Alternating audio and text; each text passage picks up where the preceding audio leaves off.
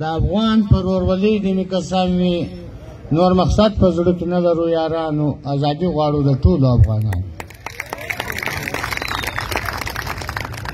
شروع کوم د هغه پاک ذات په نامه چې هغه د ټولو مهربان او خالق ذات دی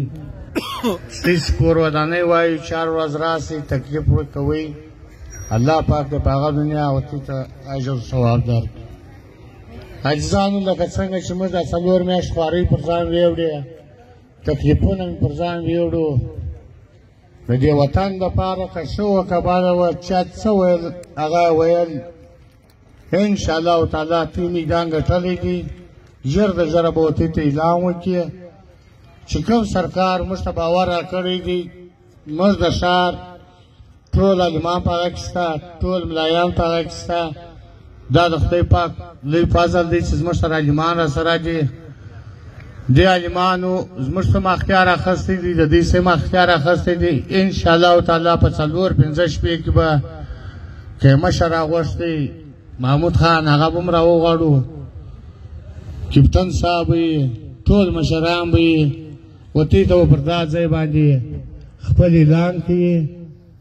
دا میدان موږ ګټلی دی عزیزانو موږ پر ځمکه نه وناست موږ حق کولو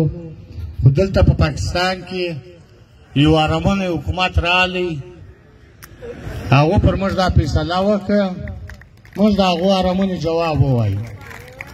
که د جان په شان و که د بل په شان و که د کاکړ په شان و موږ دا ورته وویل چې ته به نه یې موږ بدلي یو نن له سبا به جان تللی ګه سره نو اوس به دی لا په امریکا کې اوسېږي لا په لندن کې اوسېږي پاکستان کې دته ګرانه ده نو موږ وایو چې همت ښه دی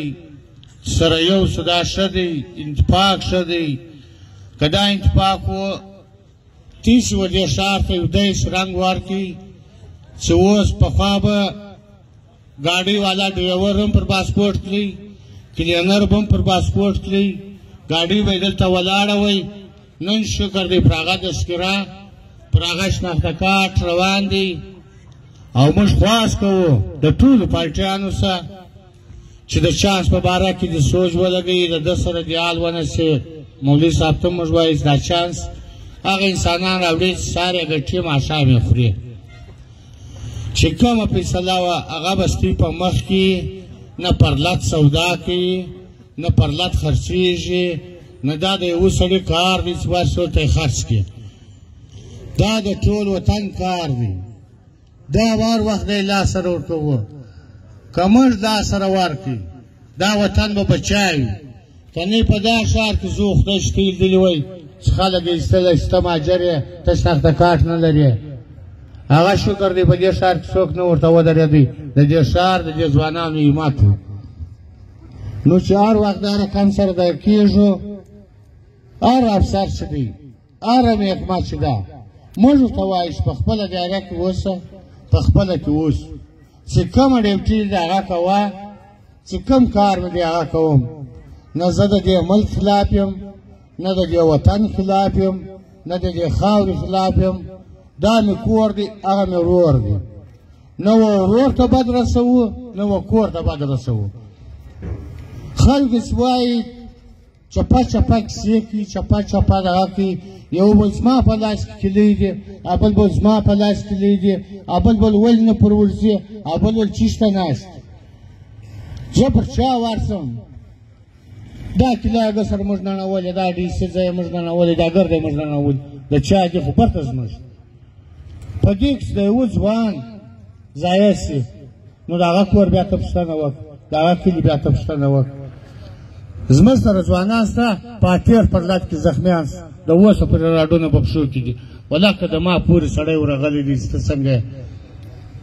زموږ ښار تباه دی موږ یو طرف ته وایو چې موږ بېروزګاره یو د ماښام ډوډۍ نه لرو بل طرف ته دا کیسې کوو نه سړی نه یو ملګری دا نه چې دی څوک د میاشت د هسپتال تاب لري څوک د میاشت د جیل تاب لري خو دغه طریقې اسانه د جنګ خو چې په لاس لاسي وژي وغاښ ته بیا څه ضرورت ټیک دی تکلیف به راباندې تېر شوی څو عمر به زیات کښېنستلي نور کښېنو د دې وطن دپاره موږ خپل سرونه ورکړي دي خپل ځانونه یې ورکړي دي چې هر څه کوي بیا ورته درېږو ناجایز په دې خاوره کې د هېچا د نه منو زموږ ملک دی زموږ خاوره ده نو د خلک موږ ته راښیي نو د خلک موږ ته دا وایي چې دی ده او دی ده ستاسو د ټولو کور ودان د آخري شعر ورته وایم بالا وایي موږ خو د سرتېرو د خپل سر کله پروا لرو خار د هېچا نه خورو ببر سرې له غړیان لرو وسلام